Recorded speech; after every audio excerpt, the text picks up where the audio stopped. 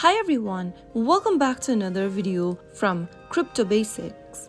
In today's video, I'm going to be showing you how to remove your wallet from your XcelPay application. So without wasting much of our time, let's dive into the video. First of all, open your XcelPay wallet application from your app drawer and make sure to log into your account by entering your account's password. Once you are signed into the account, tap on the menu icon at the bottom right hand corner. Now, tap the little arrow right next to My Wallets at the top, and then tap on the arrow right next to the wallet you'd like to remove from the account. This will then bring up this pop-up from where you can edit your wallet's name, view your seed phrases, or remove your wallet. If you want to delete this particular wallet before proceeding to remove, make sure that you back up your seed phrases. Simply tap on View Seed Phrases option and write down your seed phrases in the correct order in a piece of a paper. Once you've backed up your recovery phrase, tap on Remove Wallet